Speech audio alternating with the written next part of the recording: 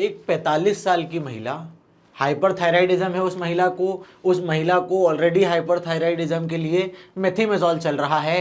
कितने महीने से चल रहा है? तो 2 महीने से चल रहा है। आपके पास किस कंप्लेन के लिए आई है? हाइपरथायराइडिज्म वाली कंप्लेन के लिए नहीं आई है, आपके पास आई है बुखार के लिए। बुखार भी नाप के आई है, कितना बुखार है? तो 39 डिग्री सेल्सियस है। साथ में क्या क्या कंप्लेन है? गले में थोड़ा सा खराश जैसा लग रहा है, थका थका लग रहा है। सबसे पहली इन्वेस्टिगेशन आप कौन सी करवाते हैं? तो सीबीसी करवाते हैं। सीबीसी में आप क्या देखते हैं? तो टोटल ल्यूकोसाइट काउंट देखते हैं। टोटल ल्यूकोसाइट काउंट थोड़ा सा कम आता है। कितना आता है? तो 1800 आता है। उसमें भी न्यूट्रोफिल्स कितने होते हैं? तो 10% होते हैं। अगर इस न्यूट्रोफिल्स को आपको एब्सोल्यूट न्यूट्रोफिल काउंट में लिखना है तो कैसे कैलकुलेट करोगे? 1800 का 10% कितना आएगा? तो 180 आएगा। जैसे ही आप 180 देखते हैं, आप सबको पता है ये क्या है? ये एग्रेनुलोसाइटोसिस है। पर इंपॉर्टेंटली आपको याद रखना है कि एग्रेनुलोसाइटोसिस आपको दिख रहा है, मरीज का न्यूट्रोफिल कम है, मरीज को आपको डब्ल्यूबीसी भी कम है, उसका टोटल ल्यूकोसाइट काउंट भी कम है, उसके बाद भी मरीज को पस नहीं है थ्रोट में, 2 सीवियर पेन है, सीवियर सोर थ्रोट है, पर वो सोर थ्रोट में दर्द नहीं है। तो आप सबसे पहली चीज इस मरीज में क्या करेंगे? इस लेक्चर के बाद अपन डब्ल्यूबीसी को थोड़ा सा डिकोड करेंगे, लो डब्ल्यूबीसी के इंपॉर्टेंट कॉजेज देखेंगे और उसको कैसे अप्रोच करना है वो समझेंगे। साथ साथ में एक और केस बताकर जाता हूं। जो पहला केस बताया था उसका आंसर सबसे एंड में मिलेगा, तो लेक्चर पूरा देखना। दूसरा जो क्वेश्चन दे रहा हूं उसका आंसर लेक्चर के बीच में मिलेगा, तब भी लेक्चर पूरा देखना। दूसरा केस क्या है? एक 28 साल का मेल है, वायरल फीवर है 4 दिन से, अब वो थोड़ा थोड़ा इंप्रूव हो रहा है। आपने सीबीसी चौथे दिन करवाया, जो आपका टोटल ल्यूकोसाइट काउंट आया वो 3200 की रेंज में आया, न्यूट्रोफिल 35% है। आप एब्सोल्यूट न्यूट्रोफिल काउंट निकालेंगे तो वो 1100 के करीब आएगा। आप सबको पता है एएनसी 1100 इज माइल्ड न्यूट्रोपीनिया। यहां पर जो डॉक्टर है थोड़ा सा घबरा जाता है कि न्यूट्रोपीनिया होगा, 4 दिन हो गए हैं, वायरल का इंफेक्शन है, अब क्या करना है? तो सोचता है बोन मैरो बायोप्सी करवा देता हूं, इसको मैं रेफर कर देता हूं। पर क्या ऐसा करना आवश्यक था? ऐसा करना आवश्यक नहीं था, क्योंकि एक बड़े डॉक्टर साहब ने ऐसा नहीं करवाया और 2 हफ्ते तक वेट किया और सीबीसी नॉर्मल हो गई। ऐसा क्यों हुआ? आपका जो डर था वो जस्टिफाइड था क्या?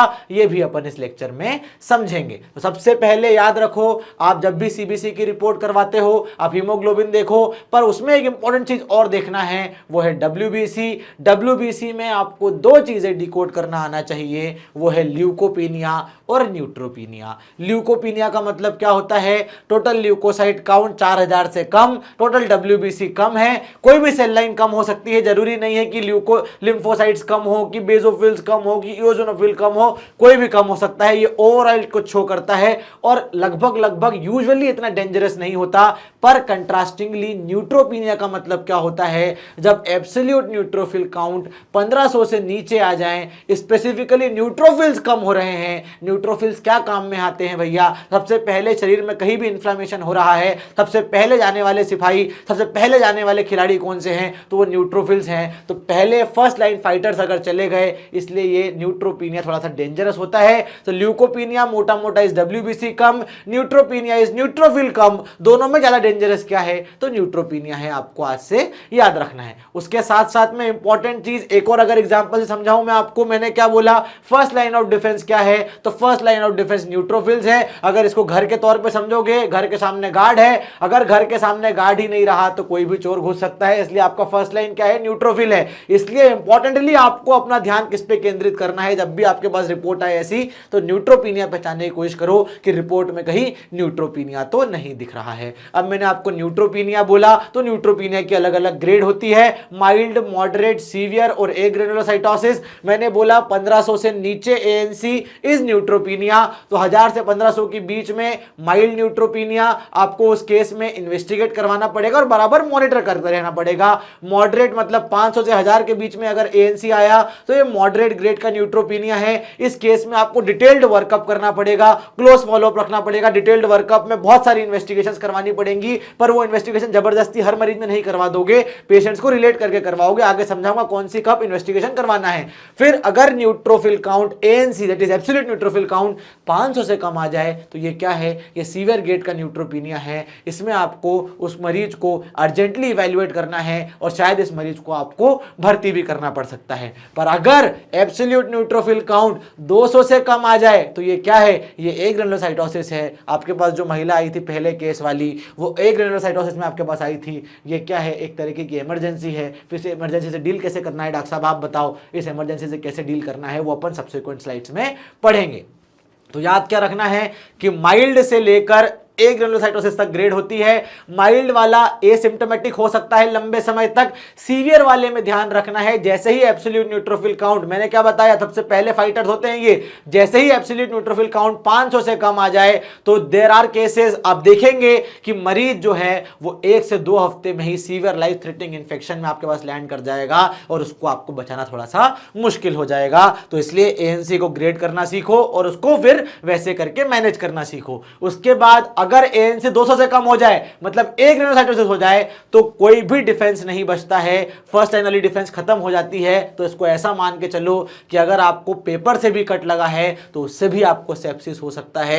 इतना डेंजरस है ए ग्रेनुलोसाइटोसिस, ये आपको याद रखना है। लेक्चर में मैं आगे बताऊंगा ए ग्रेनुलोसाइटोसिस कौन सी ड्रग से होता है, पर अगर लेक्चर को इंटरेक्टिव बनाना है तो कमेंट बॉक्स में अभी से लिखकर चले जाओ कि ए ग्रेनुलोसाइटोसिस कौन सी ड्रग से आपने पढ़ा है, मेरे को कमेंट बॉक्स में अभी ही लिख दो। चलो थोड़ा सा आगे बढ़ते हैं अपन। मैंने आपको समझाया एएनसी को कैसे ग्रेड करना है, तो एएनसी को कैलकुलेट करना भी सीखो। आपके पास टोटल ल्यूकोसाइट काउंट आता है, उस टोटल ल्यूकोसाइट काउंट में आप न्यूट्रोफिल देखो, न्यूट्रोफिल का परसेंटेज कितना है उसको 100 से डिवाइड कर दो। दो इसमें बैंड वाली चीजें भी होती हैं, पर बैंड वाले परसेंटेज आपको कैंसर वैंसर वाली चीजों में काम में आएंगे, तो इतना दिमाग लगाने की आवश्यकता नहीं है। तो अपने सबसे इंपॉर्टेंट चीज, आपके पास टोटल ल्यूकोसाइट काउंट आया और न्यूट्रोफिल का परसेंटेज आया। बैंड अगर हटा दूं अभी मैं तो टोटल ल्यूकोसाइट काउंट में न्यूट्रोफिल का कितना परसेंट है उसको मल्टीप्लाई कर दो और 100 से उसको डिवाइड कर दो। डिवाइड करने के बाद अगर आपकी जो भी वैल्यू आ जाए उसके बाद फिर आप ग्रेड करो कि मरीज को न्यूट्रोपीनिया कौन सी ग्रेड का है और फिर ट्रीटमेंट वैसे चालू करो। हमेशा देखना, परसेंट देख के कभी भी काम मत चलाना। मैं भी जब अपनी ओपीडी में अपनी लाइफ प्रैक्टिस कर रहा होता हूं तब मैंने देखा है मेरे जूनियर्स भी क्या करते हैं भैया कि परसेंटेज देख के मरीज को ट्रीट करना चालू कर देते हैं। आज से आपको भी सिखा रहा हूं, कभी भी परसेंटेज देखकर मरीज को ट्रीट नहीं करना है। एएनसी कैलकुलेट करना है, 3 मिनट का काम है, 3 सेकंड का काम है। एएनसी कैलकुलेट करो और मरीज की जान बचाओ। उसके बाद इंपॉर्टेंटली आपको याद रखना है, एक एग्जांपल दे देता हूं मैं कि टीएलसी मान लीजिए 4000 के करीब है, डब्ल्यूबीसी लगभग आपको यहां पर नॉर्मल दिख रहे हैं, न्यूट्रोफिल 30% के करीब है। सुपरफिशियली अगर इसको देखोगे, परसेंटेज के हिसाब से ट्रीट करने जाओगे तो सब ठीक ठीक लगेगा आपको, पर जैसे ही आप एब्सोल्यूट न्यूट्रोफिल काउंट निकालने जाओगे वो 1500 से कम आएगा। और मैंने आपको बताया 1500 से कम मतलब क्या, ये माइल्ड ग्रेड का न्यूट्रोपीनिया है जिसमें आपको अल्टीमेटली इवैल्यूएट तो करना ही पड़ेगा। ल्यूकोपीनिया या न्यूट्रोपीनिया आपको कब दिखता है, 2 चीजें हो सकती हैं।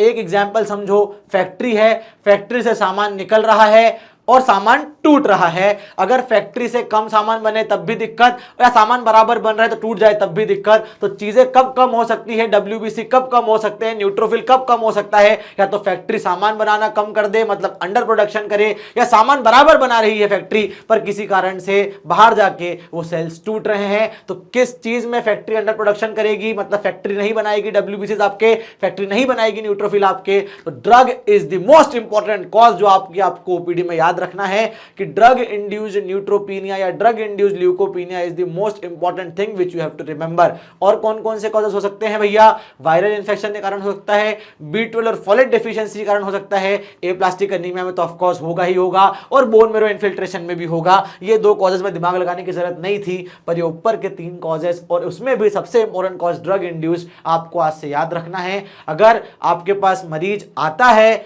ऐसा जिसका WBC कम है, न्यूट्रोफिल कम है, तो उसमें दो चीजें हो सकती हैं। या तो आपका जो प्रोडक्शन है वो कम है, तो वो किस किस चीज में कम हो सकता है, ड्रग्स जो हैं वो इंड्यूस करवा सकती हैं, vitamin B12 folate acid deficiency हो सकती है, या तो आपके मरीज को वायरल इंफेक्शन हो सकता है। ऑफ कोर्स बोन मैरो की प्रॉब्लम तो हो ही सकती है, पर एक और चीज हो सकती है इसके साथ साथ कि प्रोडक्शन तो बराबर कर रही है आपकी बोन मैरो, पर बाहर जाके वो सेल्स डिस्ट्रक्ट हो रहे हैं। तो किस किस केस में होता है ऐसा, कोई ऑटो इम्यून कंडीशन हो जैसे कि SLE, उसमें आपको न्यूट्रोपीनिया देखने मिलता है। हाइपर स्प्लीनिज्म, आपकी स्प्लीन बहुत ज्यादा काम कर रही है।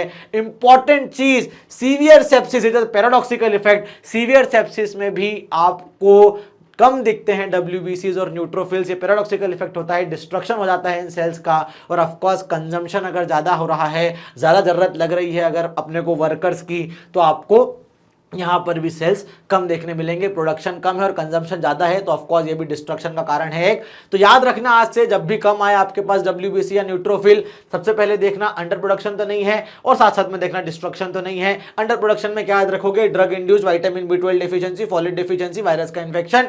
और डिस्ट्रक्शन में क्या देखना है, तो ऑटो इम्यून वाली कंडीशन देखना, हाइपरस्टिनिज्म देखना और सेप्सिस जरूर देखना मरीज में, क्योंकि ये पैराडॉक्सिकल इफेक्ट होता है।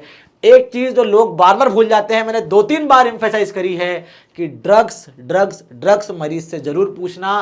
पहला सवाल आपका मरीज से यही होना चाहिए। हर बार मैंने देखा है जब भी आपके पास WBC कम का मरीज आता है तो आप उसको जबरदस्ती सेप्सिस और इन्फेक्शन में घुसाने की कोशिश कर रहे होते हैं, पर सबसे पहला सवाल आपका आज से मरीज के लिए होना चाहिए कि कोई दवाई ले रहा है क्या, क्योंकि drug is the most important and most common cause जो आपको याद रखना है। इसलिए इन्फेक्शन को देखने से पहले ड्रग्स रूल आउट कर दो, तो कम से कम बाकी चीजें सही चलती रहेंगी। अब ड्रग के बारे में इतनी बात बता दी है, तो ड्रग इंड्यूस्ड न्यूट्रोपीनिया कौन कौन सी ड्रग से हो सकता है मैं बताकर चले जाता हूं। अगर कोई कैंसर का मरीज है, कैंसर के मरीज को साइक्लोफॉस्फेमाइड, मेथोट्रेक्सेट या 6-मरकैप्टोप्यूरिन, अजाथायोप्रिन वाली चीजें चल रही है, तो उस केस में आपको ड्रग इंड्यूस्ड न्यूट्रोपीनिया दिख सकने मिल सकता है। जरूरी नहीं है, डर्मेटोलॉजी में भी साइक्लोफॉस्फेमाइड, मेथोट्रेक्सेट बहुत चल रही होती है। कोई मरीज अगर झटके की गोली खा रहा है, झटके की कौन कौन सी गोली खा सकता है मरीज, लेमोट्रिजिन खा सकता है, फेनिटोइन खा सकता है, वाल्प्रोएट खा सकता है। उसमें इंपॉर्टेंट कल्प्रिट आपको कौन सा याद रखना है, तो अगर मरीज कार्बामाज़ेपिन या फेनिटोइन ले रहा है तो उससे भी न्यूट्रोपीनिया हो सकता है। ऐसे ही मरीज अगर एंटीथायराइड ड्रग ले रहा है, मेथिमाजोल या प्रोपाइलथायोरेसिल, उससे भी पहले 3 महीने में आपको न्यूट्रोपीनिया देखने मिल सकता है। अब शायद आप लिंक कर पाएंगे अपने पहले वाले केस से, मरीज क्या था, हाइपरथायराइड था, कौन सी गोली ले रहा था, मेथिमाजोल ले रहा था, तो क्या उसका न्यूट्रोपीनिया ड्रग इंड्यूस्ड होगा या कुछ और ही केस है, उसके लिए रुकना है अभी। पर मैंने आपको एक हिंट दे दी है सटल अभी कि ड्रग इंड्यूस्ड न्यूट्रोपीनिया अपने वाले केस में हो सकता है। चलो अपन ने देखा कीमो वाली ड्रग दे सकते हैं, एंटी एपिलेप्टिक न्यूट्रोपीनिया करवा सकती है, एंटी थायराइड न्यूट्रोपीनिया करवा सकती है। साइकेट्री में ड्रग यूज होती है क्लोजापिन, क्लोजापिन में तो इंपॉर्टेंटली न्यूट्रोपीनिया होता है। एक ग्रेनुलोसाइटोसिस हो सकता है, जो सवाल मैंने पूछा था वहां पर, ये क्लोजापिन से भैया बहुत कॉमनली एक ग्रेनुलोसाइटोसिस होता है। तो क्लोजापिन में तो मॉनिटरिंग में दे रखा है बड़ी बड़ी किताबों में कि आपको CBC मैंडेटरी करवाना है, और कभी भी हो सकता है न्यूट्रोपीनिया, कोई टाइमलाइन नहीं है। उसके बाद एंटीबायोटिक से भी न्यूट्रोपीनिया हो सकता है। आप अगर लंबे समय तक सेप्ट्रान चला रहे हैं मरीज को, तो सेप्ट्रान से भी मरीज को न्यूट्रोपीनिया हो सकता है। तो आपके पास मरीज आया, आपने सोचा इस मरीज को इन्फेक्शन है, उसको थोड़ा बहुत ही न्यूट्रोपीनिया था, उसको किसी कारण से आपने सेप्ट्रान दे दी, सेप्ट्रान से और न्यूट्रोपीनिया हो जाएगा। तो इसलिए याद रखना है कि सेप्ट्रान और क्लोरेम्फेनिकॉल, इन दोनों गोलियों से भी न्यूट्रोपीनिया हो सकता है। ऐसे ही अगेन सल्फासलाजीन से भी न्यूट्रोपीनिया हो सकता है। पर इंपॉर्टेंटली मैंने अपने केस के बारे में आपको बताया, मेथिमाजोल यूजुअली दे दी जाती है OTC से, तो आपको याद रखना है मेथिमाजोल से न्यूट्रोपीनिया हो सकता है। तो ड्रग के बाद भैया किस पे आएंगे अपन, वायरल इन्फेक्शन से भी न्यूट्रोपीनिया हो सकता है। कैसे कैसे सोचोगे, अगर क्रॉनिक और प्रोग्रेसिव न्यूट्रोपीनिया है और बाकी के आपको अपॉर्चुनिस्टिक इन्फेक्शन वाली चीजें दिख रही है, मरीज को लंबे समय से बुखार है, मरीज को लंबे समय से डायरिया है, मरीज को लंबे समय से लूज मोशन मतलब डायरिया है, और साथ साथ में वेट लॉस हो रहा है, उस केस में आपको मरीज का HIV टेस्ट जरूर करवाना है। तो ड्रग रूल आउट कर दो, और लंबे समय से न्यूट्रोपीनिया है तो सबसे पहला टेस्ट मरीज का क्या करवाओ, तो HIV का कराओगे। लोग भूल जाते हैं, आपको याद रखना है। साथ साथ में अगर आपको माइल्ड टू मॉडरेट न्यूट्रोपीनिया दिख रहा है और स्प्लीनोमेगाली दिख रही है, तो एक और वायरस इंफेक्शन आपको रूल आउट करना है और मरीज की जांच करवाना है, वो है हेपेटाइटिस B और C। तो अब आप डॉक्टर साहब ये सब बता रहे हैं, तो क्या ड्रग रूल आउट करने के बाद हर जांचें करवा लूं क्या मैं? अरे ऐसा नहीं होता है, अब बाकी चीजों को भी कोराबोरेट करो। ड्रग रूल आउट करा, फिर वायरल इन्फेक्शन के बारे में सोच रहे हो, वायरल इन्फेक्शन में अगर HIV सोच रहे हो, अगर HIV न्यूट्रोपीनिया की स्टेज पर आ गया है तो बाकी के सिम्टम भी तो शो करेगा शरीर में, chronic weight loss, chronic fatigue, chronic diarrhoea, कुछ तो दिखाएगा। तो आपको वैसे वैसे लीड करना है। ऐसे स्प्लीनोमेगाली और माइल्ड टू मॉडरेट आपको न्यूट्रोपीनिया दिख रहा है तो हेप बी हेप सी की सीरोलॉजी करवाओ। आप याद रखो, आपने मरीज का WBC करवाया, मरीज का प्लेटलेट भी कम है, WBC भी धीरे धीरे ड्रॉप हो रहा है, और फिर WBC धीरे धीरे बढ़ रहा है। ये ट्रेंड किस में देखते हो आप? तो ये ट्रेंड डेंगू या डेंगू में देखते हो आप। याद रखना है, इसमें आपको घबराने की आवश्यकता नहीं है। इस डेंगू का स्पेसिफिक फीवर कैसा आता है भैया? पहले प्लेटलेट कम होते करवाते हैं, फिर मरीज रिकवरी में जाता है। रिकवरी जब मरीज जाता है तो मरीज का है रैश के बाद फॉलोअप होता है, रैश आता है रिकवरी में, तो वो आपको याद रखना है डेंगू में। उसके बाद इंपॉर्टेंटली यूआरटीआई में भी, अपर रेस्पिरेटरी ट्रैक्ट इन्फेक्शन में भी आपको माइल्ड न्यूट्रोपीनिया देखने मिल सकता है, और इसमें बहुत ज्यादा घबराने की आवश्यकता नहीं है। इस स्लाइड से केवल एक चीज देना चाहता हूं मैं आपको, जो लोग भूल जाते हैं वो ये कि अगर आपके पास क्रॉनिक प्रोग्रेसिव न्यूट्रोपीनिया है, आपने बाकी सारे causes of infection and drug rule out कर दिया है, तो कोई एक टेस्ट आपको जो करवाना है वो मरीज का कौन सा करवाओगे, तो एचआईवी का टेस्ट करवाओगे, याद रखकर जाना।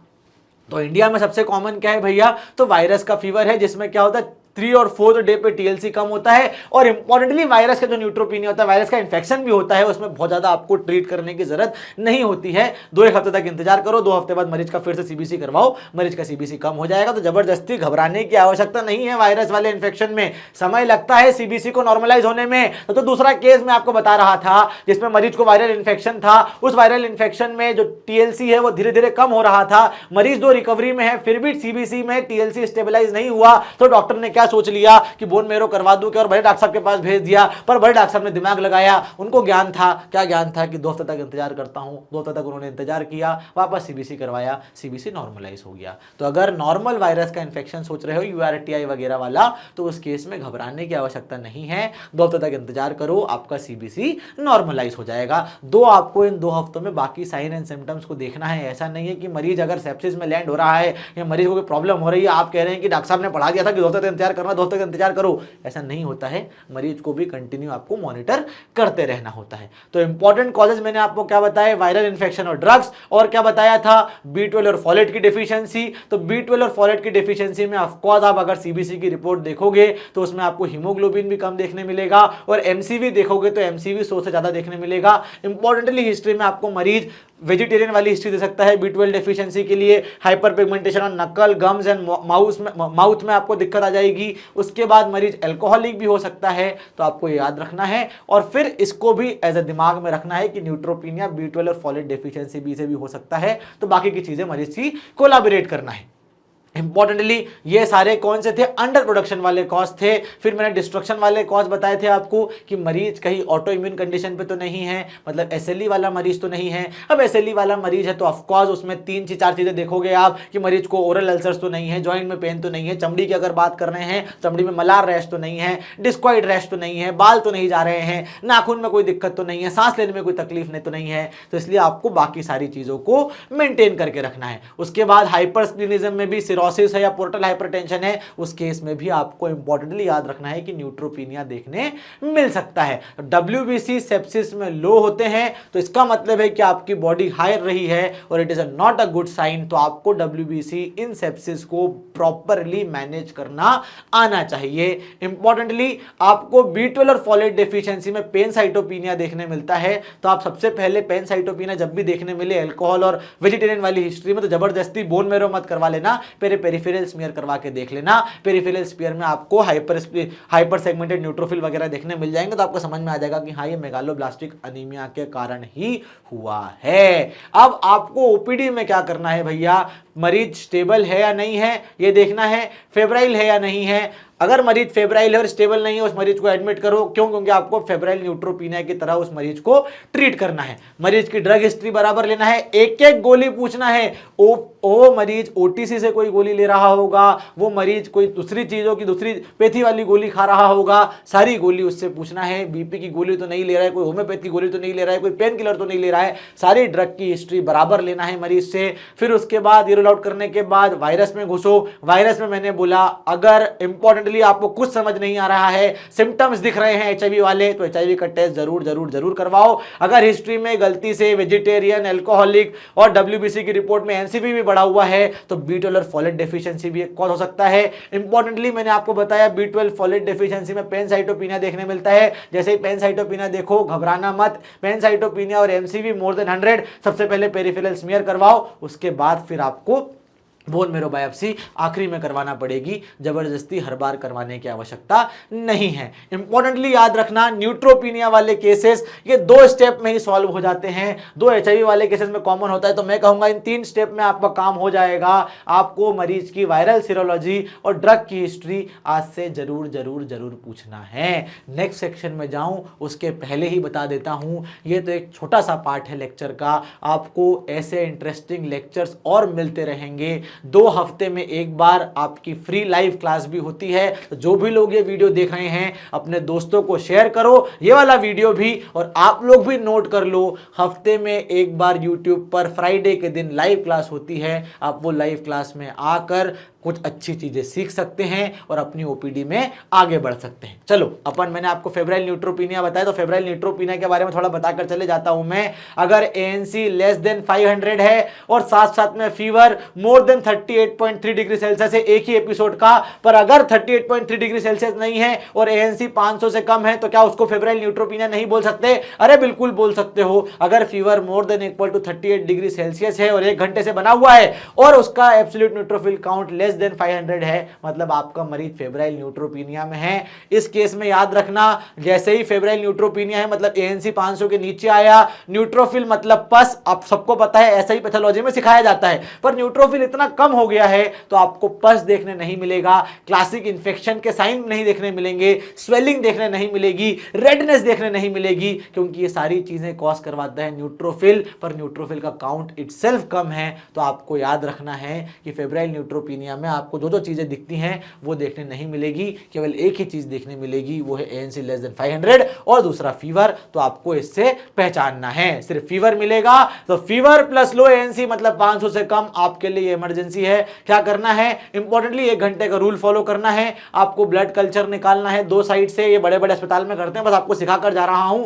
और इंपॉर्टेंटली ब्लड कल्चर निकालने के अलावा मेरा आपको जो बताने का उद्देश्य था वो ये था, 1 घंटे के अंदर अंदर आपको मरीज को आईवी एंटीबायोटिक देना पड़ेगी। याद रखकर जाना, ट्रीटमेंट पहले करना है, डायग्नोसिस तो होती रहेगी, कल्चर की रिपोर्ट का वेट मत करना, आपको मरीज को कुछ तो एंटीबायोटिक चढ़ाना पड़ेगी जबरदस्ती। ऐसा नहीं कल्चर अगर 3 या 7 दिन बाद आ रहा है तो 3 या 7 दिन तक मरीज को सिम्टोमेटिकली ट्रीट करते रहो और कोई एंटीबायोटिक नहीं दो, ऐसा नहीं करना है। एंटीबायोटिक आपको मरीज को देना ही देना है। जैसे ही कल्चर की आपने सैंपल निकाल लिया, एंटीबायोटिक चालू करो। अगला सवाल आपका आएगा, डॉक्टर साहब एंटीबायोटिक कौन सी देना है? अगर ये बताकर चले जाओगे तो काम हो जाएगा, तो बिल्कुल बताकर चले जाएंगे। एंटीबायोटिक यूजुअली प्रिफर्ड कौन सी है? तो आप पिप्टास दे सकते हो। पिप्टास का क्या डोज होता है? 4.5 ग्राम आईवी आप हर 6 से 8 घंटे में दे दो, मोस्ट लाइकली टीडीएस वाले डोज में दे दो 4.5 ग्राम आईवी। और कौन कौन सी गोलियां दे सकते हो और कौन कौन सी एंटीबायोटिक दे सकते हो? ये एम्पेरिकल एंटीबायोटिक है कि आपने मरीज का फेब्राइल न्यूट्रोपीनिया पहचान लिया, आपने कल्चर का सैंपल निकाल लिया और अब आप रिपोर्ट का वेट कर रहे हो, पर उस समय के लिए आपको मरीज को एंटीबायोटिक देना है। आप कौन सी एंटीबायोटिक दोगे? तो पिप्टास दोगे। पिप्टास का डोज क्या है? 4.5 ग्राम आईवी हर 8 घंटे में दो, मतलब टीडीएस में दो। अगर पिप्टास नहीं दे सकता तो क्या दोगे? सिफेपाइम दो। सिफेपाइम का डोज क्या होता है? 2 ग्राम आईवी हर 8 घंटे में। अगर मरीज पेनिसिलिन एलर्जिक है या पेनिसिलिन रेजिस्टेंट है तब क्या दोगे? तब मेरोपेनम दे दो। मेरोपेनम का डोज क्या होता है? तो 1 ग्राम आईवी हर 8 घंटे में। इंपॉर्टेंटली हर चीज में एंटीबायोटिक में चीजें घुसाते मत रहना।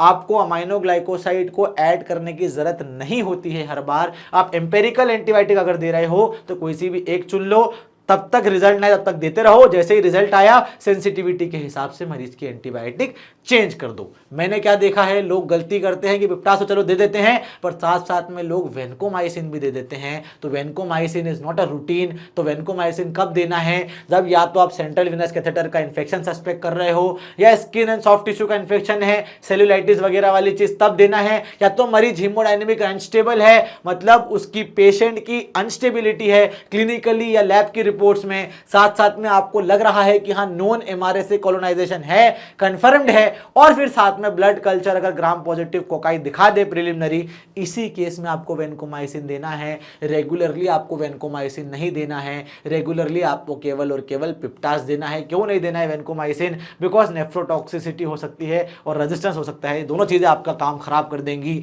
और अल्टीमेटली फ्यूचर में वेनकोमाइसिन का रेजिस्टेंस करवा देंगी। तो आज से याद रखकर जाना, फेब्राइल न्यूट्रोपीनिया कल्चर निकाल रहे हो, कल्चर की रिपोर्ट आने का वेट कर रहे हो, क्या दोगे? कौन सी गोली दोगे? तो पिप्रासिलिन टेजोबेक्टम आइवरमेक्टिन दे दो, अगर वो नहीं दे सकते तो क्या दोगे, सिफेपाइन दे दो, अगर वो भी नहीं दे सकते तो क्या करोगे, उसकी एलर्जी है, पेनिसिलिन का रेजिस्टेंस है तो क्या करोगे, तो मेरोपेनेम दे दो। ये आपको आज से याद रखना है। इंपॉर्टेंटली एक ये स्कोर होता है, मैंने दे दिया है आपको, नीचे नोट दे रहा हूं उसमें मिल जाएगा। ये स्कोर आपको कैलकुलेट करके रखना है कि मरीज अगर आपको लग रहा है कि स्कोर में आ रहा है और उसका जो स्कोर है वो मोर देन इक्वल टू 21 है तो वो लो रिस्क है, पर अगर लेस देन 21 है तो इस मरीज को आपको एडमिट करके आईवी एंटीबायोटिक लगाना पड़ेगी। आईवी एंटीबायोटिक मैंने बता दिया कौन सी और कैसी लगाना है। ड्रग्स में याद रखना है भैया, अगर आप गलती से अपनी ओपीडी में क्लोजापिन प्रिस्क्राइब करते हो तो आपको वीकली सीबीसी करवाना पड़ेगा 6 महीने तक। इसलिए क्लोजापिन वाला काम किसको दो भैया, साइकेट्रिस्ट को करने दो, अपने को ऐसी गोलियां नहीं देना है। अपन मेथोट्रेक्सेट देते हैं अपनी ओपीडी में तो फिर क्या करें, मेथोट्रेक्सेट देते हैं तो साथ साथ में फॉलिक एसिड देना है। हर बार बताता हूं 2 अलग अलग रेजिम्स हैं, पर जो मैं रेजिम फॉलो करता हूं, जिस दिन मेथोट्रेक्सेट खाने दे रहे हो उस दिन फॉलिक एसिड खाने मत दो, बाकी के 6 दिन फॉलिक एसिड खाने के लिए दो। मान लो मेथोट्रेक्सेट आप बोल रहे हो मरीज को कि रविवार खा, तो रविवार छोड़कर आपको फॉलिक एसिड खाना है, बाकी के 6 दिन मतलब सोमवार से शनिवार वो फॉलिक एसिड खाएगा और रविवार के दिन मेथोट्रेक्सेट खाएगा। कुछ लोग प्रीफर करते हैं कि मेथोट्रेक्सेट जिस दिन दे रहे हैं उसके 12 घंटे बाद फॉलिक एसिड दे दो और बाकी ना दो, पर मैं अलग प्रीफर करता हूं। मैं जो ये रेजिम प्रीफर करता हूं मैंने आपको बता दिया, आप कोई सा भी रेजिम प्रीफर कर सकते हो। मेरा रेजिम मेरे को अच्छा लगता है तो मैं वो चलने देता हूं। उसके साथ साथ में कार्बामाज़ेपिन और मेथिमाजोल, इनसे भी सब चीजों के कारण क्या हो सकता है, तो ड्रग से आपको न्यूट्रोपीनिया देखने मिल सकता है। तो इंपॉर्टेंटली क्या रखोगे, अगर ड्रग से न्यूट्रोपीनिया हो रहा है तो ड्रग बंद करो, न्यूट्रोफिल्स वापस सही हो जाएंगे, जबरदस्ती एंटीबायोटिक घुसाने की जरूरत नहीं है। तो पहला केस सबसे आखिरी स्लाइड पे आ गया हूं, आपको सॉल्व कर रहा हूं केस। मेथिमाजोल दिया था मरीज को 2 महीने से, उसको फीवर है, एब्सोल्यूट न्यूट्रोफिल काउंट 180 है, एक ग्रेनुलोसाइटोसिस है, of course it is emergency. मैंने आपको बताया fever plus ANC less than 500, तो ये क्या है, फेब्राइल न्यूट्रोपीनिया है। इस केस में क्या करोगे, ब्लड कल्चर निकालने के लिए दो, पर फेब्राइल न्यूट्रोपीनिया है तो आपको एंटीबायोटिक इस केस में तो देना पड़ेगी। तो एंटीबायोटिक कौन से दोगे एम्पिरिकली, तो पिप्टास दोगे। पिप्टास दिया आपने, उसके बाद क्या करो, आपको सबको समझ में आ गया, मरीज की मेथिमाजोल की हिस्ट्री आपने ले ली, मेथिमाजोल मरीज का बंद करो। मेथिमाजोल बंद करने के बाद आपने मरीज को एडमिट तो कर ही रखा है,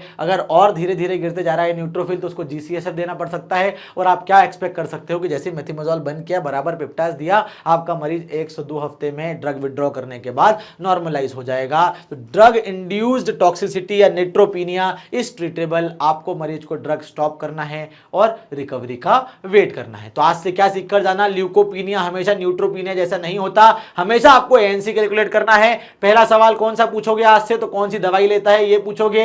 वायरल फीवर में क्या देखोगे, तो वायरल फीवर में एचआईवी जरूर रूल आउट करना। अगर नॉर्मल वायरल फीवर है, आपने बाकी सब रूल आउट कर दिया है, तो उसमें आप सबको पता है कि सीबीसी को या टीएलसी को स्टेबलाइज होने में 2 हफ्ते लगेंगे, तो घबराने की जरूरत नहीं है। पर जैसे ही आपका absolute neutrophil count less than 500 हो जाए और साथ में फीवर दिखे तो इट इज इमरजेंसी, आपको इस मरीज में एंटीबायोटिक भी देना पड़ेगी और तुरंत देना पड़ेगी। और साथ साथ में अगर एंटीबायोटिक देना है तो कौन सी दोगे, तो पिप्टास दोगे। वेनकोमाइसिन रूटीनली नहीं दी जाती। और याद रखना हमेशा आपको न्यूट्रोपीनिया में कभी पस नहीं दिखेगा, केवल एक चीज से आपको मरीज को पहचानना है, वो है मरीज का फीवर। तो कमेंट बॉक्स में लिखकर बताना ये केस आपको कैसा लगा, और ऐसे ही आप और केसेस लिखना देखना चाहते हैं या नहीं देखना चाहते हैं। अगर आपको रेगुलरली यूट्यूब पर वीडियोस चाहिए तो कमेंट बॉक्स में more cases more cases more cases लिखिए।